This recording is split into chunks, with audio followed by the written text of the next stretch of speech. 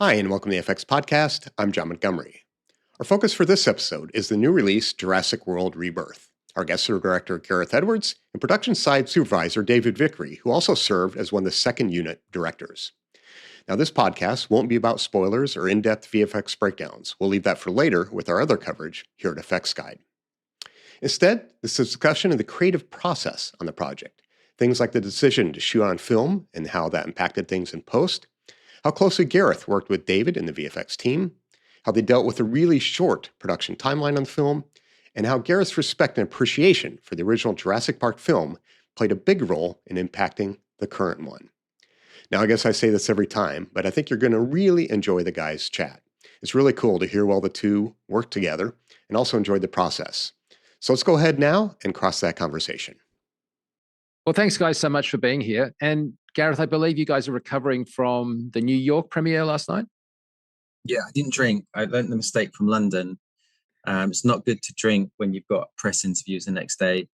But yeah, it was basically so we showed the movie to an American audience. It was the first big massive screening I've had over here. And it was amazing. There was cheers and applause and gasps and all kinds of reactions that you don't really get elsewhere. That was super rewarding after the craziness that was this production. But we'll get into all that, I guess. I was surprised we got cheers in England, which you never get. Yeah. Like people are silent in the cinema in the UK, and it's obviously like it's a favourable audience. But lots of cheers, lots of really like great reactions. I always just assumed that the studio, like when we're in London, there was some like reactions because British people don't react to anything, right? And so I just thought, the studio paid people to like clap or whatever it was. And there's a lot of Americans in here, which I concluded was the case. Well, they didn't pay anyone to clap in my screening, which was an advanced screening, but nevertheless, it was really well received here in Australia as well. So the official premiere is going to happen in a couple of days here. Hey, so Gareth, last time we spoke, and it was a great chat. We were after Creator, and you and I were like having and you went, but you know what? I'm going to not do any more big films right now. I'm going to go and do my own project. And I was like, oh, really? Oh, that's great, mate. I just really respect you kind of taking that attitude. And then I look in the trades at like what seemed like a moment later, and it's like one of the greatest franchises of the modern era. Like, what happened? I mean, I spent the last year convincing myself it was a little film that was a passion project. It was basically what happened was it's a weird thing because Jurassic Park, to I think everybody on this is like a classic. Is half the reason we're doing what we're doing for a living. And so the idea of especially this kind of movie, which is kind of like harkening back to the original a lot more, it was borderline sacrilegious to do it. And then what ended up happening is that when I say Steven now, like we're really good friends, when Mr. Spielberg or God asks you to do a Jurassic Park thing, you just kind of get checkmated because you half don't want to do it because of the bar is so high. But then the other half is like, I cannot spend the rest of my life knowing I got the thing you've always dreamed of, which is Steven Spielberg asking you to make a film. And especially this film, it was like a giant love letter to all his early work. You know, David Koepp, who wrote the script, was a big fan of his, obviously, before we got to work with him. And you could just feel it. And there's such a great playground. It was a no-brainer. There's just no version where he's going to say no to that. And then we did, like David will tell you, but we tried to block it out.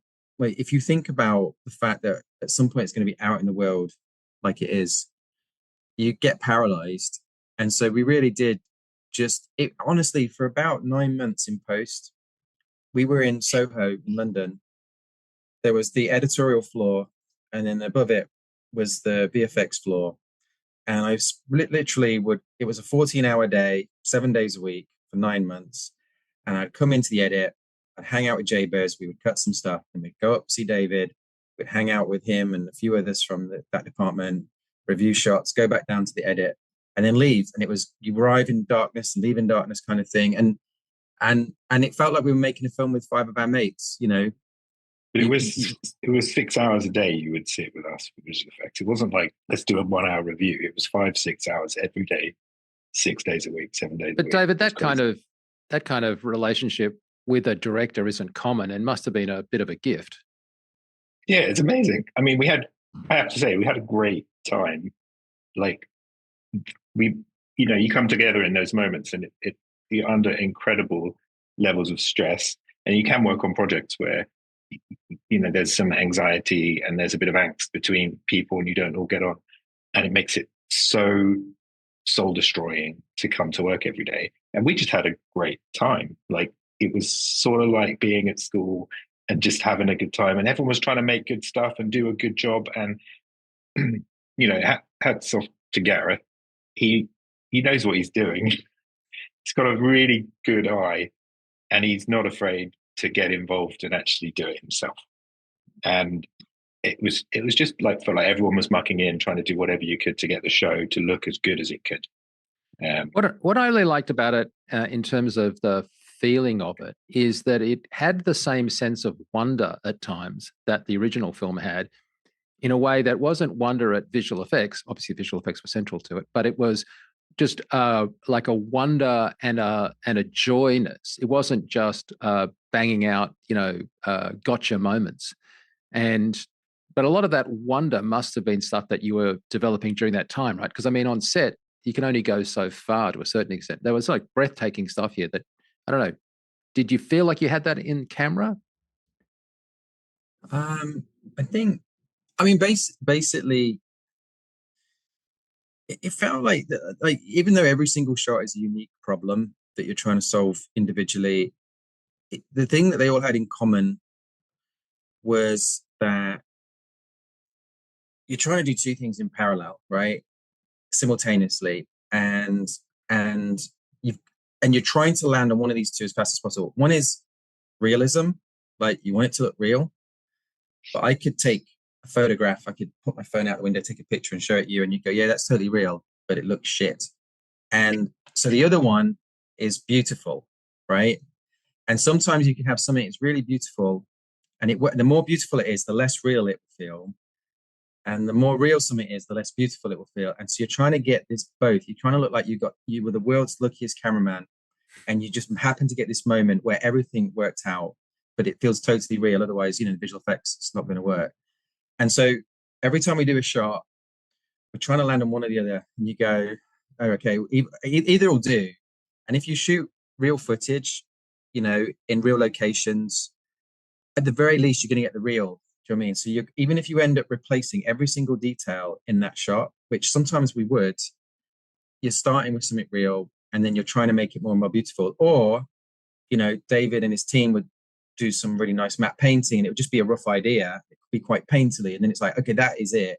That's the composition. That's the light and dark. Now you got that pain of like trying to make it look real, and that can be hard. You know what I mean? Like, this stuff sounds straightforward, but you just know it. You've just got that spidey sense.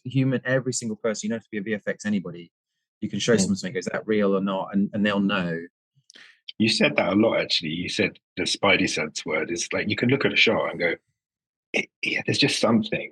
Like, and you don't necessarily know what it is, but it doesn't look real. You get it a lot with green screen shots in cars, where you're just like, I just know this is not real. And it's the hardest thing in the world to fix, because Gareth would go, yeah, it's great, but it's something in my spidey sense. What is it? And so then you got to try and figure out what that is. Another thing Gareth did a lot was, it's your point about that line between something that's beautiful and real. And we'd show Gareth a shot, an establishing shot of an environment, of this fantastic looking place, and you go, yeah, this is great. But just imagine that the camera person that was there, that was photographing that, they waited for like 3 weeks to get the perfect light, just to wait for that perfect moment when the light was doing exactly the right thing. That's the version of the shot we need. Like, the landscape is great, the composition of the image is good, but the light needs to be different. And Gareth has this sort of Bible of imagery, whether it's studies of light, of landscapes, or formations of rocks, and you just have this never-ending Bible of reference that you would share with us, that we could use for inspiration. Let's fold in discussion about John Matheson, because he was a DOP that you hadn't worked with on Creator, was Greg, right? And So I think it was one of his earlier films. Was it? I think I made a note. It was like Kingdom of Heaven, right? That you mentioned in it, that you really liked the look of. Can you talk to me about that, Gareth, and like why you went to that film as like a kind of a touchstone? If you remember, Mike, the very first time we ever met and chatted was about a TV show I did, visual effects for, about Attila the Hun. Yep. And it was, I had to do all the effects myself in my bedroom, blah, blah, blah. And it was very intimidating. And one of the things I did is I digitized Kingdom of Heaven and grabbed every single frame from that, because it was the high benchmark of like how to do like a medieval battle. And the more I looked at each frame, the more I was going, oh, you know, this is really good. Like every composition is so strong. And it did all those things we're talking about. The light is beautiful, but real, you know, and obviously Ridley Scott is a major part of that. But John Matheson, you know, was like really stood out to me. And so it's always been in the back of my mind as someone just to watch and be a fan of. And then when this all came around, it was like, you know, it was a fast process, right? And so a lot of people were busy or doing something, and you start to panic and go, oh my God, if we can't get someone good, I don't know if I want to do this. You know what I mean? And basically we started going through this list and getting more and more lists of people that were available. And suddenly John Matheson's name popped up.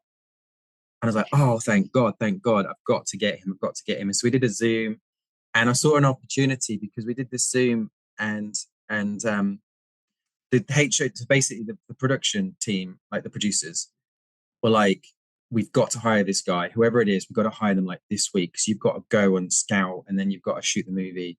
And so knowing there was this tight deadline, I was on my own with John, and I was like, hey, John, I really want to shoot on 35mm film.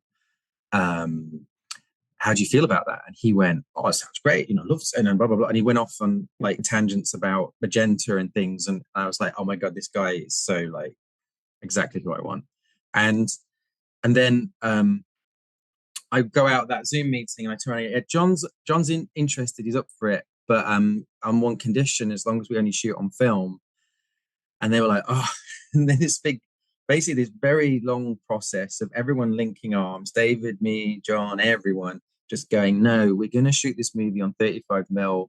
And mainly it was a weird thing. It was just because that aesthetic, I've been chasing that look ever since I started making films, and that like that Spielbergian quality, that kind of early 90s, 80s, you know, Panavision, you know, Kodak vibe was like super high on the agenda. And weirdly, you think to yourself, with digital technology, it's going to make life harder. I mean, David, you can speak to this, but I feel it was the opposite, right? I feel, you know, that anamorphic film is so beautiful. And it's not about having something to hide behind, but it's about having something like a canvas that you're working into, whether it's, you know, into it, isn't it? Yeah, not on top of it. It's into it. It's into it, yeah. And there's all that beautiful aberrations around the edges of the highlights and the distortion and warping and the emulsion, and it's just something to bed into rather than this really sort of quite clinical and clean image, which is wonderful. Like digital is wonderful in many films, but I did really enjoy working on the film. So you shot in Thailand, which is, you know, like obviously a valid choice, but like from Monsters or on Creator, like I was trying to think of how to articulate this before we got on the call. And I was thinking, you're an opportunistic director in the sense that you kind of take things that the environment presents to you, and then obviously on Creator, that was really the case, right? Where you were filming and not sort of deliberately putting that guy in a suit and that guy as an actor, but working on it. How did that technique of yours translate to this film, Gareth? In a few different ways. One way was it can't, right? In that we had a limited amount of time. If you're trying to reinvent the wheel on a major movie like this, you're going to derail it and cause a lot of problems for yourself. So half of it was like, okay, we know, got to choose our battles in how we like do things differently. I think David became second unit director along with Ben, who's the stunt supervisor. And just like on the Creator, you don't know what you want, you know, half the time. You kind of go, I think my main steer when David would go off and get drone footage and things like this, where, you know, it would be like, just get an A to a B. Like, don't just get a shot that does this. Get a shot that's like, in every axis, it's moving from an idea that's idea number A to a B, and have the camera moving. And I don't know what the palette's going to be. It doesn't matter. Just get a whole library of this stuff. And then what we did is in the edit is we would just trawl through that stuff. I would grab all the best, because you might get a really nice camera move, but the light's rubbish, you know, and something like this, and you just get lucky with the weather. And so there's suddenly these little moments we go, that's really nice, you know. And so it ended up, for instance, there's a shot, this is not a spoiler at all, there's a shot in the movie where you see a boat, I'll just say by a beach, and these little birds take off, and the camera just comes down, it finds a cave. And that was actually, I think, Dave, you'd gone and shot, you were doing these potential reveals. It was reversed, and it was played backwards, and all these, and then we added the cave, and so you're just trying to find a little piece of Lego bricks that you can then manipulate and break apart, play backwards, flop them, and like, so you're not trying to build a cave and a coastline in 3D. You know what I mean? You've got something to start with, even if you're reinventing most of it. I was intrigued just to watch the way you work as well, in that, you know, you would frequently roll on 1,000-foot roll of film and shoot the whole roll, and you do these incredibly long takes, and it just gives both you and the actors the time to sort of settle into the piece, and you do get much more honest moments, I think, from the cast and the performance. So you start to find those accidents, as it were, that happen as you're sort of watching these longer moments play out in front of you. But that's something you've always done, though, isn't it? So you sort of connecting back to our discussion earlier about that kind of realism and beauty thing. Like, one of the things that I think destroys the realism is when you have unmotivated or oddly sort of choreographed camera moves, like the blocking, like how you frame the shot, and like when you choose to, whether you anticipate a move or not. A lot of that stuff is what I think is subconsciously feeding that sense of realism in the first place. So I guess question for you, David, did you find that like it was, because obviously there isn't things in frame sometimes when you're doing stuff. Do you know what I'm talking about? Like, if that blocking just feels weirdly choreographed, then even though what's in it might look real, it just doesn't feel like a realistic kind of interpretation at that point in the story. Yeah, and like historically on the previous Jurassics, we've done everything we can to have, whether it's a virtual representation of where the creatures might be, or puppeteers or something. But we did very little of that here.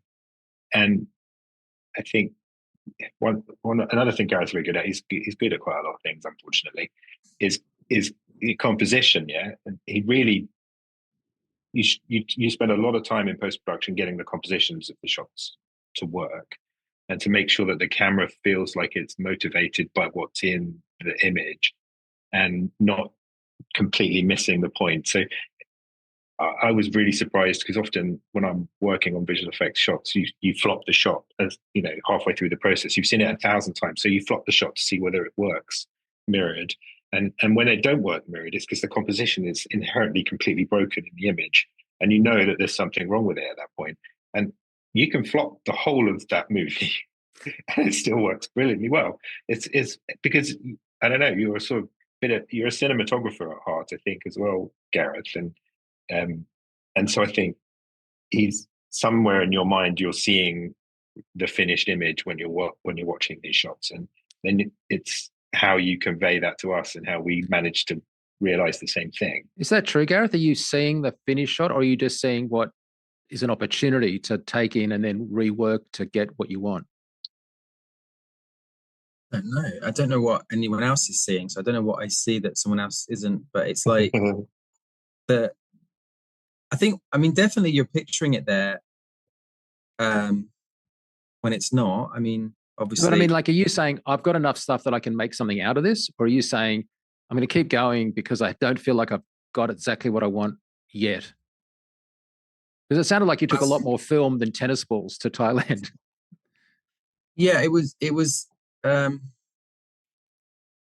mean, you just.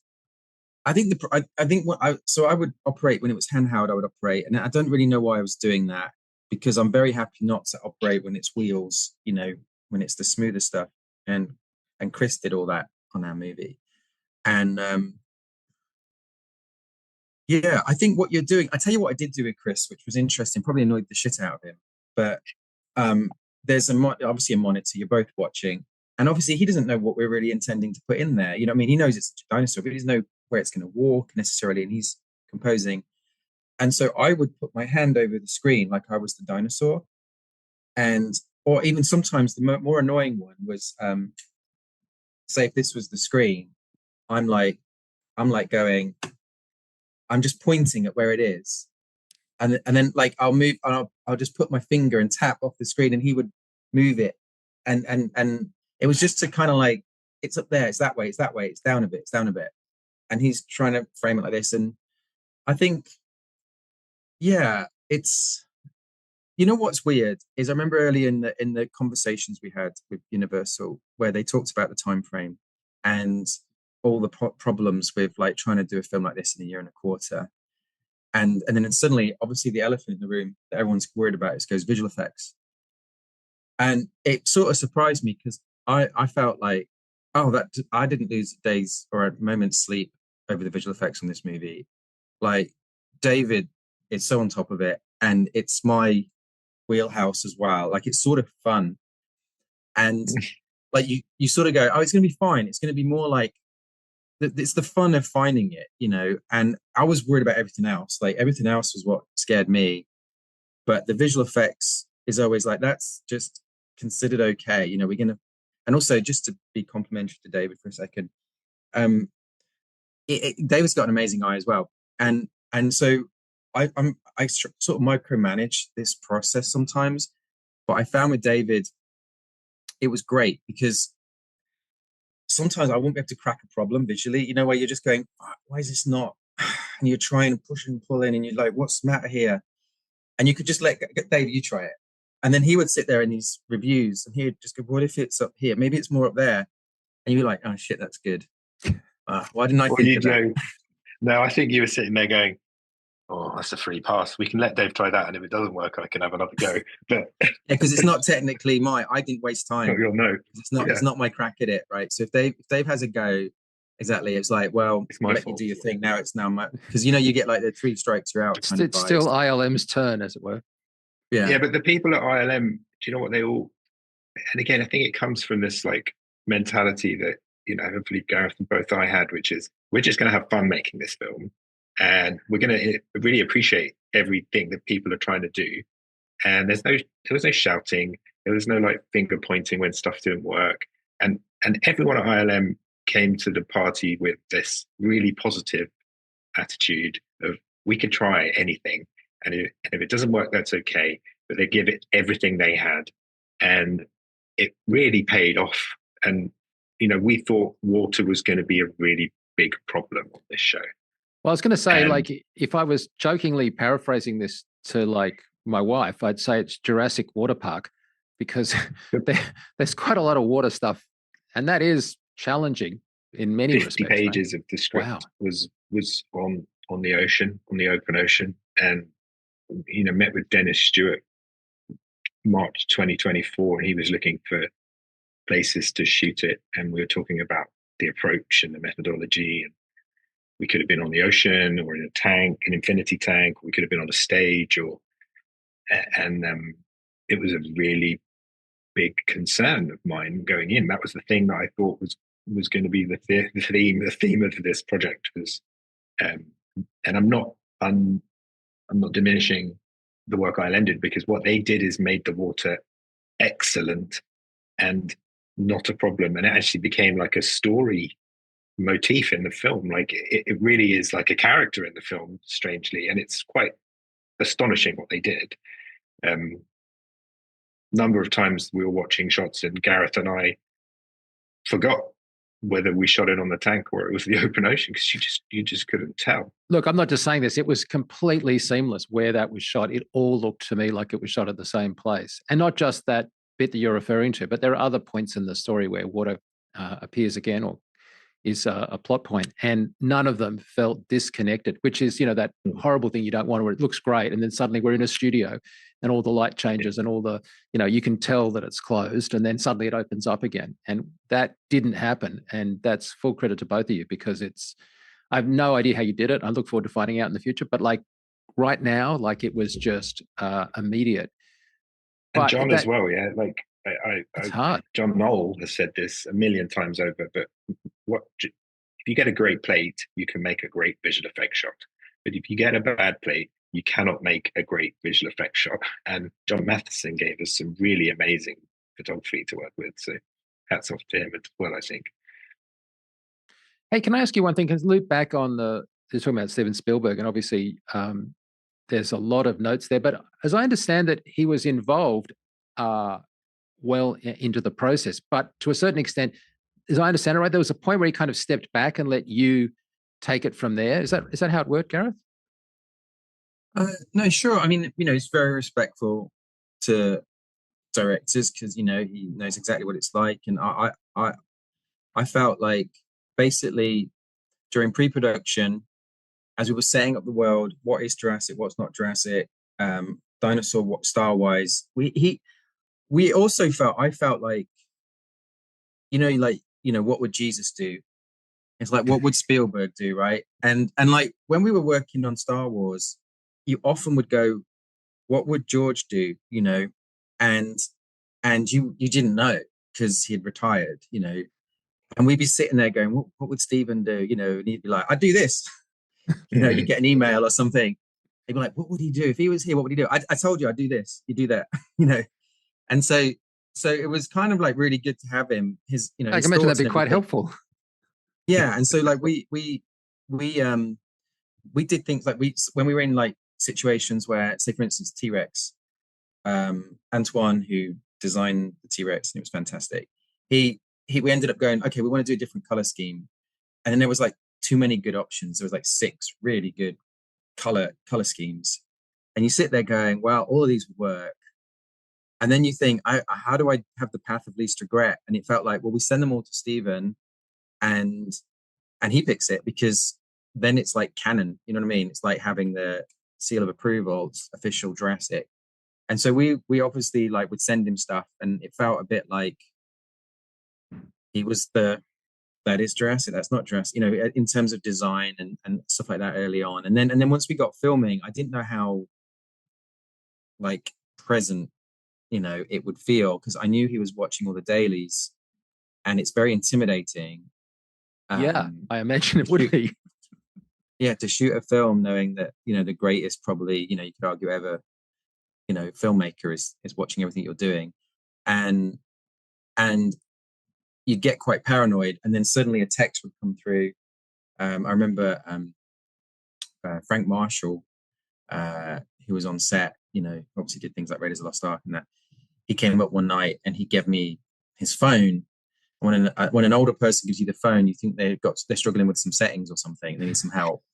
And so I was like, what is he trying to find Wi-Fi or something? And then I looked at his phone, and there's a picture of Steven Spielberg, and I'm like, what a strange screensaver to have. Obviously they have a close friendship or whatever.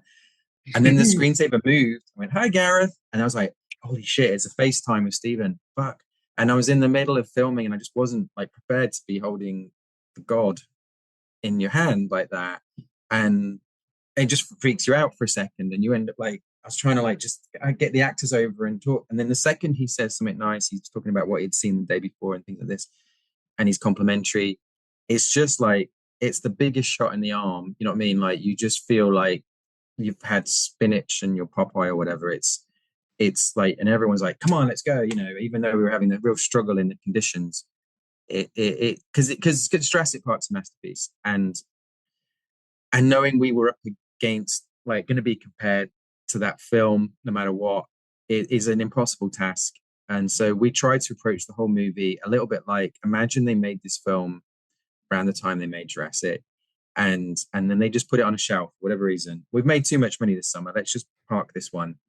And then come 2025, someone goes into the vault and finds this reel of film and Jurassic World Rebirth, and they're like, what's this? And so they just released it this summer, but it has all that feeling and vocabulary and style of back then. What's really interesting is, for me, like, I was picking up on, there are a lot of Easter eggs that are nods to Jurassic, right? Some are like more obvious than others, and they're just nice, beautiful, like little, thank you notes, really, visually. So you say, especially at the beginning of the film, but what you avoided was doing a greatest hits. And I think there's always pressure to do greatest hits, because it's like, well, we'll just do what they did before because everybody liked that. And then you get the same gag repeated. And the second time, it just isn't as funny. And quite frankly, you thought you wanted the greatest hits, but actually you want something new, and it becomes kind of forgettable. So I think seemed to me, you must have been very conscious of this, right? Respectful and actually putting little homages in that are deliberate kind of notes, but also you didn't remake Jurassic Park, I guess is my point. Yeah, I was trying to, it's funny because it's like I was trying to do my best impression of Steven Spielberg, and it turns out Steven Spielberg is a genius and he's really hard to imitate. And so every time I failed at my impression, that's when my stuff ended up in the film. And so I'm glad it did in a way, but it was through failing that it had its own tone and difference. And also it's that fine line. It's very similar to doing Star Wars and all that stuff, in that you go slightly left and you're just copying the original film. If you go slightly right, it's not Jurassic. And so to just be in that sweet spot between the two, I mean, that's basically what you're doing all day long, every day. It's just, no, that's too similar. That's not a Jurassic film, and you're just nudging things the whole time. And it's funny because that process that you're describing there of just like tiptoeing either side of the line is exactly the opposite of the process you encouraged us to do with visual effects. Because you would give us a brief on something and you'd say, but don't just do it a little bit, because we're going to spend the next 6 months going a little bit more. Go all the way to 13, because it's much easier for us to sort of dial it back to a perfect 10 if you jump all the way to 13 and try something really brave and try something really bold than it is for you to just slowly, incrementally creep there. And the amount of times that we got really beautiful shots and broke them just to make sure that there wasn't something slightly better out there. Gareth has this kind of horrible ability to sort of just keep trying something in case you don't want to leave anything, the chance that there's something slightly better out there. So he'll keep asking everyone that he's working with, not just visual effects, to try to be slightly better. I think there's an American expression about leaving it in the locker room versus leaving it on the field, right? Like, yeah. Hey, can I just ask you a quick question about logistics, just so I understand it correctly? I know you're shooting on film and stuff. Like, if you were shooting drone stuff, that must have been digital, obviously. But leaving that aside for a second, you're shooting a bunch of film, but as I understand it, that was all processed back in the UK or in LA? Like, there was a serious amount of time delay between. So you'd have seen it on a split, but a split on a film camera, for those that don't know, is like nowhere near the image fidelity that you get on a digital split. Did you feel like, well, I'm just going to have to trust everyone because by the time we get to look at rushes, it's going to be like, what, days later? 2 days. Yeah, we got a telecine. We had a 4K. Everything we shot, we scanned immediately, but it had to get on they were twice a day. We had dailies going back to Bangkok airport, and then they were flying back overnight to London, and they were getting developed. And then, so I think it was up to 48 hours after we'd finished shooting that we saw it. We have digital taps on the cameras though, didn't we? They weren't terrible. Yeah. They were a lot better than I'm used to seeing, but it was quite scary when you're only shooting somewhere for 2 days and you're going to leave that location before you see any of the rushes come back. It's just super interesting. You know what's super interesting? I'm just fascinated, like an eternal fascination of mine is why, on average, and I'm biased and I sound old, films were better a while back than they are today. And obviously that's my personal opinion, right? And and there's lots of reasons, and there's a million conversations you can have about it. And I now suspect that one of them is to do with shooting on film, and that not everyone could see everything. And so basically there's this massive faith put in the camera and the people operating the camera. And you just have to blindly accept they got it, right? And you can't come in with notes and have loads of opinions, because they know what, or they feel they did or didn't get something. And I found more than any other movie had virtually no one came up ever that I can recall where someone had a comment about the image. It might have been something to do with a line of dialogue, something else, but it wasn't to do with, I'm looking at this image and I'm a bit worried about something, because it was so hard. It looked like security camera footage, It wasn't great. And so it took all that off the table. And as a director, that's nice that people aren't coming up and second guessing the image choices and things. And so I started to go, well, I think maybe that's what used to happen in the old days. No one had a clue because they couldn't see it. And so I thought that was a real benefit. You had a really good cast and some actresses in particular on this film that I think are just great on anything they've ever done ever. But did that also play into your role with them? Because again, nobody's seeing that back in high quality. So they're putting their faith in you in the same way you're talking about putting your faith in, say, the camera team. Yeah, I guess so. I think what David was alluding to earlier was I was sort of frustrated, because you kind of like, what happens is you go, okay, there's going to be a shot in this sequence where this person runs out, and as they run out, once they're running out, the camera's going to do this to this position, and they see that, and then as they turn, this will happen, right? Or whatever it is, you're doing this little elaborate move. And if you had your way, what you'd do is you just do that one shot, and you go like action, and they run out, you go, blah, blah, blah, you'd have a few goes at it. Okay, got it. Next shot is this shot, right? But the problem was we had a stack of those shots, and I had, in every scene, there was like maybe 4 or 5 from one angle about these specific little camera shots and moves. And if you did the maths, you start doing the maths and go, we're only really getting through, a few setups a scene. And so you start to have to amalgamate the setups into one setup. And so you end up with these really elaborate camera moves that last the entire scene. And you're basically getting this shot, that shot, and then it comes around here and gets that shot, and then it lowers and gets that shot, and then it pulls back and it gets this one. And I think I was at the time, like, you get disappointed about that, because you feel like you're compromising and like fishing for these shots as you go. But the upside is, I think the performances, the actors really start to get into the scene and really stop caring and being self-conscious. They're not being told to walk forwards, stand there, and then look there at that cue. And my proudest moment is Dave the Grip. It's not a VFX heavy scene, but in the museum, that whole scene is one take, and it goes on for, I don't know, 4 or 5 minutes or something. And we've got other shots that it cuts in with. But at one point, he's worked on all these massive movies with Ridley Scott and people, and you go, and you're like going, what's the hardest thing you've ever had? We were just making small talk at one point. And you go, what's the hardest thing you've ever had to do in a movie? And he goes, well, it's last week, what you did.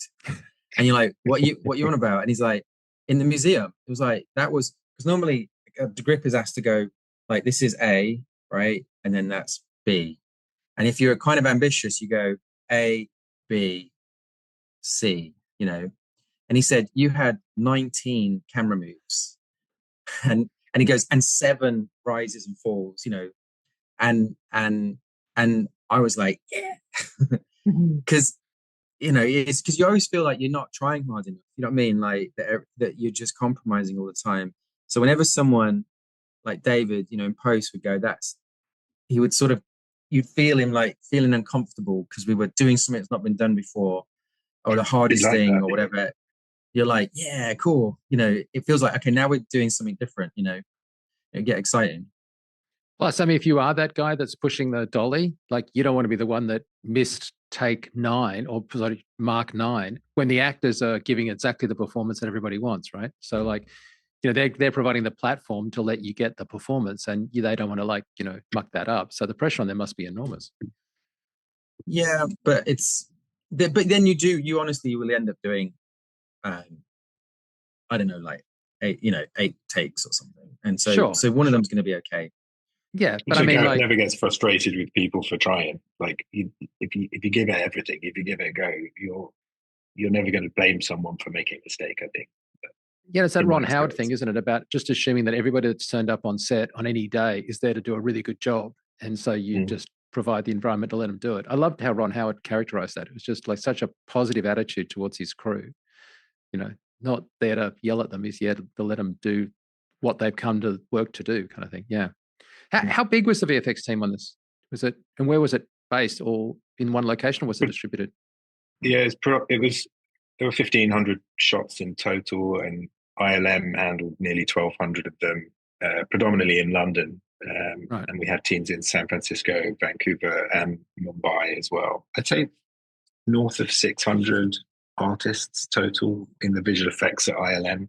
And then we had a team at Important Looking Pirates as well, who, I don't know, there are probably 100 people there. We had another in-house team, Midas VFX, who worked on our in-house, and Territory and Blind were working on graphics for us. So, I mean, traditionally Jurassic films aren't very visual effects heavy, strangely. They're not Marvels. They're not 2,500, 3,000 shots. So, 1,500 is the biggest shot count we've had on any of the Jurassics. Oh, really? Up to this point. Yeah.